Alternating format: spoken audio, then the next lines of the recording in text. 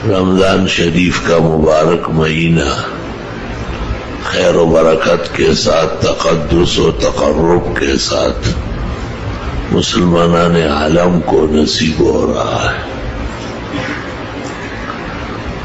شکر خدائے کن کے موفق شدی بخیر، اللہ تعالیٰ کا بہت زیادہ شکر، احسان، امتنان، حمد و ثنا، عظمت اور بڑائی مسلم ہے کہ ہمیں ایمان کے ساتھ، قدر صحت کے ساتھ، خوب توفیق کے ساتھ رمضان شریف کا مہینہ جو اللہ کے یہاں پسندیدہ مہینہ ہے، ایمان کے ساتھ ہمیں نصیب فرمایا۔ کتنے قیمتی لوگ تھے جو اس رمضان شریف میں موجود نہیں ہے، کتنے عبادت گزار تھے جن سے عرب و عجم مزین تھے، اب وہ نہیں ہے۔ اور رمضان شریف تو اتنا بڑا مہینہ ہے کہ اس کی بڑائی بیان کرنے کے لیے بھی بہت بڑا آدمی چاہیے۔ ہم جیسے کمزور طالب علم، بیمار، کسی کام کا نہیں ہے۔ رمضان المبارک کا مبارک مہینہ ہے، اس میں 3 عبادات بہت توجہ کی ہے۔ ایک تو فرض روزہ، جیسے نقصان نہ پہنچے، اور یہ بڑی عظمت اور تقدس کے ساتھ ادا ہوتا رہا۔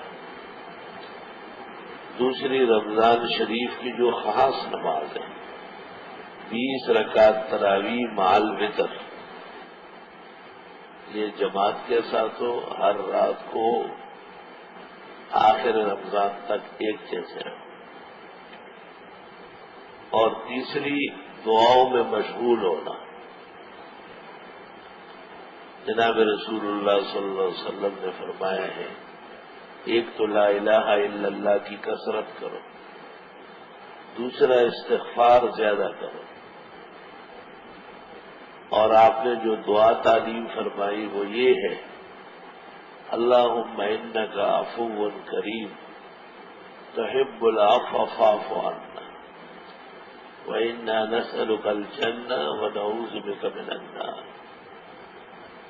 معنی اور مطلب اس کا یہ ہے کہ اے پروردگار، آپ کے ناموں میں ایک نام معاف کرنے والا ہے، اور آپ معاف کرنے کو بہت پسند فرماتے ہیں، ہمیں بھی معاف فرما، اور ہم آپ سے جنت مانگتے ہیں اور جہنم سے بچنا چاہتے ہیں۔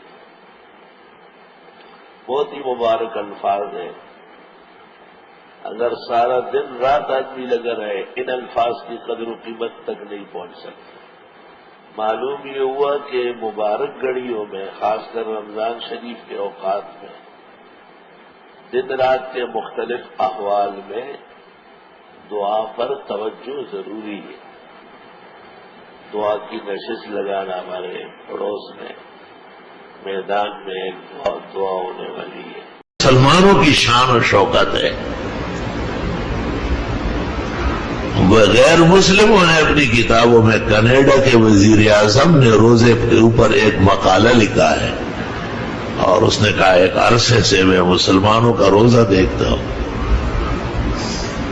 کاش کہ میں بھی مسلمان ہوتا اور روزے رکھتا۔ روزہ کسی کا محتاج نہیں ہے، اللہ کا فریضہ ہے، اس کے لیے مسلمان کافی ہے۔ اور ہماری مساجد، علماء، طلباء، نمازی، اوہو کیا کیا شان ہے روزے۔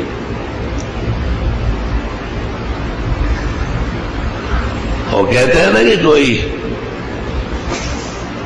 پختون جو ہے وہ کہیں ہندوستان چلا گیا سفر کے لیے، کام کاج کے لیے،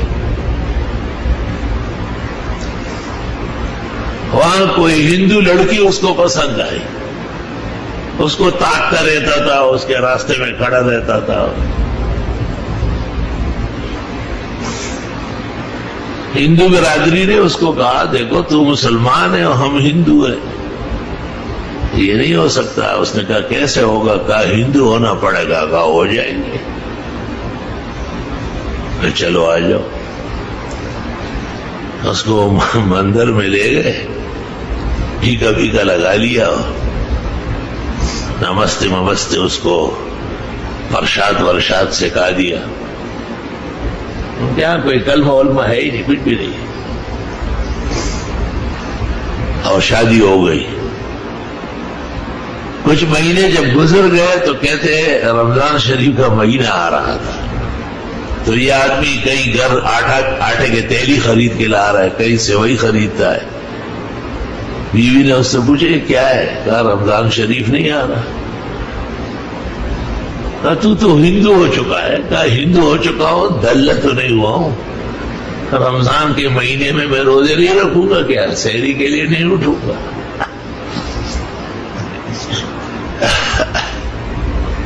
کہا ہندو ہو گیا ہوں, بے غیرت نہیں ہو. ہمارے مذہب کا مہینہ ہے, اس کو گزاروں گا تو شان و شوکت سے نا. 11 مہینے میں آپ کا خیال رکھتا ہوں, 1 مہینہ میرا خیال رکھے. چنانچہ وہ ہندو لڑکی اٹھ رہی ہے, اس کے لیے سیوئی بنا رہی ہے, چھولے پکا رہی ہے. شرق اور غرب کے مفسرین محدثین فقہا, فرش کا عرش ارواح مقدسہ ایک جیسے تابعدار کھڑے ہیں. یہ مسافر ہے, اگر سفر کرنا ہی ہے, ایسے پشاور جا رہے گوا ہوائی جہاز سے 2 گھنٹے میں لاہور اسلام آباد جا رہے, اتنا ہی سفر ہے جتنا جدے کا اور دبئی کا ہے. اجازت ہے کہ آج آپ نیت نہ کریں, کی بھی نیت تو افطار کر سکتے.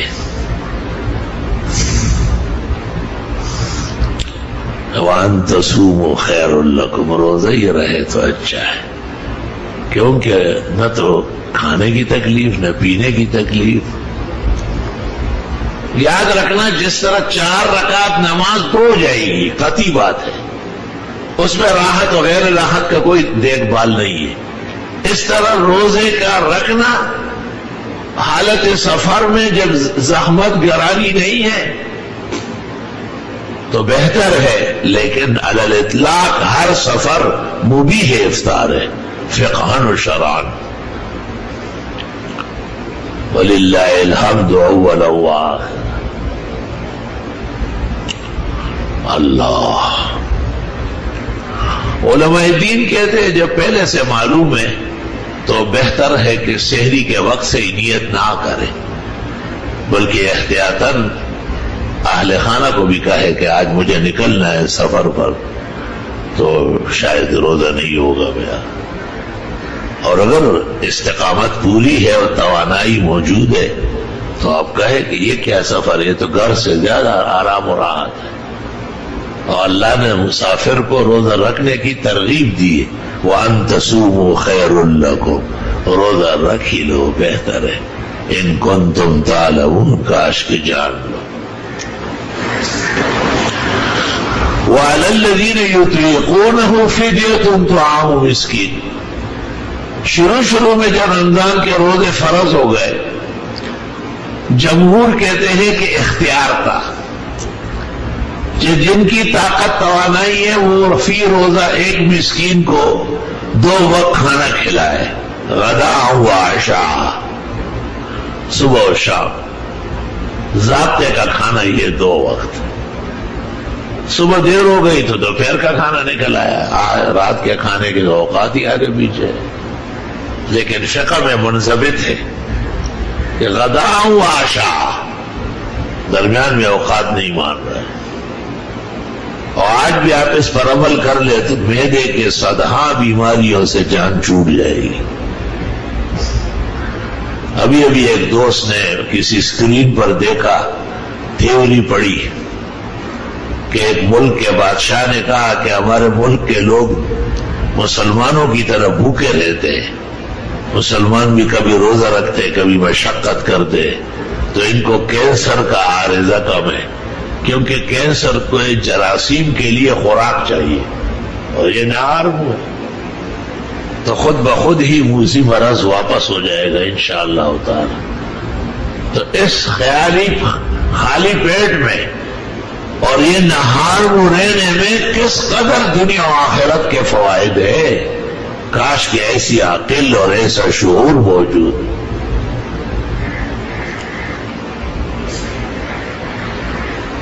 تو شروع میں لوگوں کو عادی کرنا تھا. اور 1 مہینہ عربستان کی تپش، سخت ترین گرمی، پانی کی بھی وہاں قلت رہی. ایک ہی زمزم کا کنواں تھا، اور تو پانی میں مکہ میں تھا ہی نہیں، کچھ بھی نہیں، یہی زمزم کا کنواں تھا. اسی سے سب انسان و حیوان سیراب ہوتے. اس لیے تو زیب النساء نے اور زبیدہ نے اپنے خاوند ہارون رشید کو کہا کہ ارے کوئی ایسا انتظام ہو جائے گا. یہ حج کے موسم میں مینا، عرفات اور مزدلفہ میں انسان و حیوان کی زبانیں باہر ہوتی ہیں. اور زمزم کا پانی کتنا ہوگا، وہ کہاں تک آئے گا؟ ہارون رشید نے کہا آپ دعا کریں صبح ہو جائے. اور صبح وزیر مال کو بلایا اور 2 نہریں نکالی، ایک دجلہ سے اور ایک فرات سے، اور دونوں اکٹھی کی. پہاڑوں سے گزارتے ہوئے جب عربستان آیا وہاں ظاہر کیے، اور سیدھا مینا، مزدلفہ، عرفات. میں خود جب دور تھا، وقت تھا، صحت تھی، تو اس میں نے نہایا بھی ہے، اترا ہوں اس میں، اور وہاں کا پانی بھی لایا ہوں. اور میں نے اس میں تنکا ڈالا تار باندھ کر. تو کچھ دیر بعد جو وہاں ڈالا ہوا تھا، یہاں میں نے دیکھا کہ وہ چلا آیا. الحمدللہ پانی چل رہا، رواں دواں ہے. یہ اس بی بی کا احسان ہے، کیونکہ اس کو حج کے موسم میں احساس ہوا تھا کہ یار سارا جہان پیاس سے مر رہا ہے، سخت ترین گرمی ہے، تپش ہے. پانی صرف ایک زمزم کا کنواں تھا، وہ بھی مکہ میں تھا. آج اللہ نے وہاں پر بھی پانی کتنا وافر بنایا، پورے دریا امنڈ آئے، پورا ینبع البحر صاف کر کے آگے بھیج رہا ہے. تو شروع میں اختیار دیا کہ جو پیسوں والے، توانائی والے، وہ غریب مسکینوں کو 2 وقت کھانا کھلائے، اور جو ایسا نہیں کر سکتے وہ روزے رکھے. لیکن جب توانائی آ گئی اور لوگ عادی ہو گئے تو فرمایا شہر رمضان الذی انزل فیہ القرآن ھدی للناس وبینات من الھدی والفرقان فمن شہد منکم الشہر فلیصم ومن کان مریضا او علی سفر فعدۃ من ایام اخر. وہ اختیار جو تھا وہ واپس ہو گیا. اس پر اجماع امت ہے، اولین و آخرین مجتمع ہے کہ آپ کسی کو بغیر سفر اور مرض کے روزہ نہ رکھنے کے لیے اگر وہ پورے کراچی کی بھی دعوت کرے قابل کفایت نہیں ہے، روزہ ہی رکھنا ہوگا. ہاں اگر شیخ فانی ہے، اتنا بوڑھا ہو چکا ہے کہ شاید آئندہ ایسا موقع نہ ملے کہ روزہ رکھے، یا ایسے مرض میں مبتلا ہے کہ ٹھیک ہونا بظاہر مشکل ہے، تو بے شک ان کی طرف سے فدیہ ادا ہوگا اور اللہ ان کو روزے ہی کا مقام نصیب کرے گا. وبہذا القدر نکتفی اليوم وللہ الحمد اولا وآخرا. اللہ تعالیٰ قبول فرمائے. رمضان روزہ، تراویح، تلاوت، درس، خیرات و حسنات، اللہ کی رضا کی کوششیں اللہ نصیب کرے و آسان و قبول فرمائے. وصلی اللہ